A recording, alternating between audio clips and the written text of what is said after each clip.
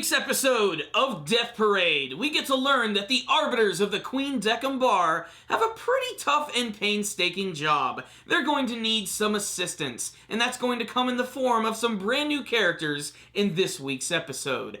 This week's episode was also really good because there's still a lot of mystery about the series. I could tell you a few more things that we've learned, but still, I really couldn't tell you much. What I think I did love most about this episode, though, is that it actually takes place during the first episode, and it involves those two female characters who we saw at the very end. There is Nona, who is one of the arbiters or one of the bartenders, and then there's the mysterious black-haired woman, whose name is still not revealed in this week's episode, and that's still bugging the hell out of me. But what's really interesting is that she actually gets to learn how this whole world works, and she's actually watching all of the events which took place during the first episode.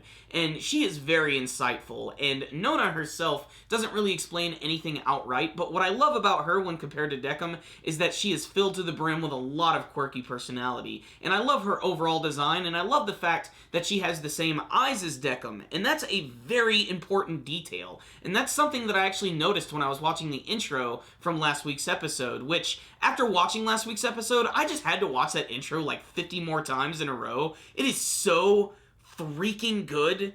The imagery, the music, it's amazing. I cannot get enough of it, and it is easily my favorite intro thus far. But while watching it over the course of 50 different times, I noticed that some of the characters have these very distinctive eye designs, and I'm guessing that they are the arbiters of Queen Deckham. They are the actual bartenders, and they're going to require assistance, and they will also come in the form of dead people. I'm guessing this black-haired woman died, and she just hasn't realized it yet. And a lot of that has to do with the fact that when people die, just the shock of death has actually caused them to sort of like lose themselves a little bit. They only have muddy memories, and that actually goes in line with this week's episode because we get a little more insight as to what really happened at the end of last week's game during that darts battle. And it was hinted at by a lot of people that the wife actually was not committing adultery and that it really was Takashi's baby. But the twist is, it was Takashi's baby, but she was still actually committing infidelity, but it was a one-time thing. She felt really awful about it, and she basically threw away her chance for reincarnation to save her husband. So they throw away the interpretation and they give us a big answer, but I am still surprised because Deckham's response to this is very strange. He's very shocked and disappointed in himself. He feels that he basically, lost there. He should have been able to make that call a lot better, and it didn't work out at all for either of them. So it also gets me thinking, is there the possibility that two people could be sent to reincarnation at once, or maybe two people could be sent to the void? Is there a rule saying that only one of them can be in one specific elevator? I think that's something that needs to be addressed in the series. And a few other characters that are introduced this week, like when the black-haired woman actually just wakes up and Nona is there and takes her to the Queen Deckham. There are a few other people who are in this weird, creepy underground train, and they seem like they're also getting ready to go to various bars.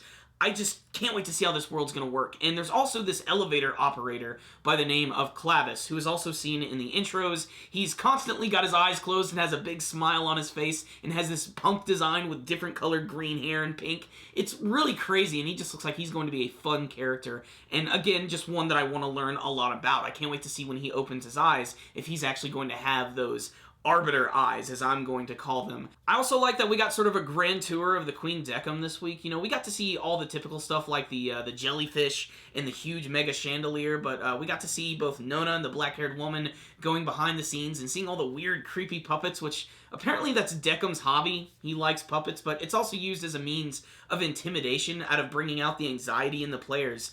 And that's also something that's really important, is we also get to learn, of course, that they are basically the judges of deciding where these people are going to go, and a lot of that has to do with they don't know a lot about them, they don't know everything, they have this like weird kaleidoscope that shows them their memories, but after that, that's all they know. They have to make that final judgment call when they play these games because it could actually bring out the worst in people, the evil in them, so to speak, and it's up to them to make that big call. But some people can obviously play against the game, as we saw in the first episode and what was revealed here. Still, great episode right here. So what's the rundown on this week's episode of Death Parade? Very, very good. I am still very hyped for this show. And what really surprises me most about it is I was kind of ready to hate this one because it took place during the first one and it almost seemed like it was going to be a complete retread, but it actually made me appreciate the first episode all the more, and it also made me realize that the prequel series Death Billiards has to take place after this because that black-haired woman has already been working with Deckham for some time, and she knows the rules off the top of her head, and she doesn't really seem to have any problem with anything going on here. However, that series also made it seem like she still doesn't know quite everything, and I'm really interested to see where they're going with that, and I'm still more interested to learn about the world and how this works, especially where Nona lives. She lives in this strange, almost like paradise-looking underground coliseum with this White House in the middle, and that's where she lives, where she reads her children's books, which, I don't know, she's a very strange character. She can be very cute one moment, and next moment really intimidating. She really bosses Deckham around quite a bit, and it almost seems like she's the one who is in charge.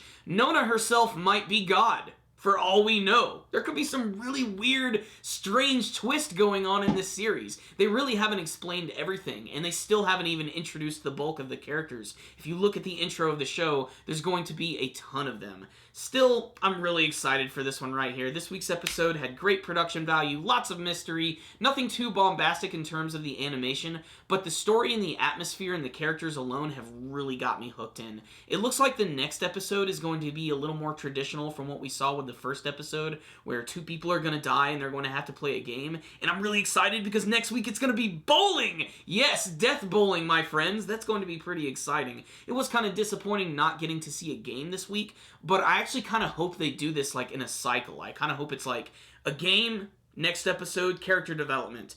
Next episode, let's do another game. Next episode, new character, new development. Maybe throw a game in there to mix it up a little bit. The creativity and the mystery of the series and how they're taking the concept of the afterlife and putting this like weird little spinning twist on it where you have to play a game when two people die. Just, I want to learn the purpose of this and why this happens.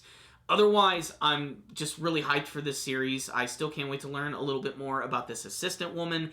And if you look at the intro again, there are some people who do not have those eyes. Maybe they are assistants as well. Why are they there? What is this whole purpose for? It's ridiculous, but I'm intrigued. I love this series, and it still blows me away because I'm an action guy. I'm really all about just explosive, ridiculous action, lots of punches, but this show has just really just hooked me for some reason, and I can't quite explain it.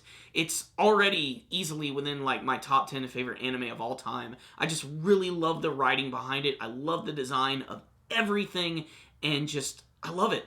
I just love Death Parade, and you guys should definitely check out this series. It is definitely going to be one of the biggest thrillers of 2015, and I can't wait to see more of the mystery unfold in this amazing series. So I did love this episode. It was a little slower than the first, and I wish they could have explained a little bit more. Despite that, this was still a really high-quality episode of this brand new series. So I'm going to give this week's episode a 4 out of 5. I really love this one. I cannot wait to see the next one because it's bowling time, my friends. Death bowling. Thank you guys for watching my review. If you liked this video, please give it a thumbs up and like the video. And before you guys leave, please tell me what you thought about this week's episode of Death Parade. What did you think of the introduction of the characters of Nona and Clavis and the mystery black-haired woman? Where do you think this series is going? Please tell me your theories and your comments in the comments section below. Remember, if you guys have not subscribed to our channel, you can do that by clicking on the channel icon right up here. You can also follow us on Facebook and on Twitter.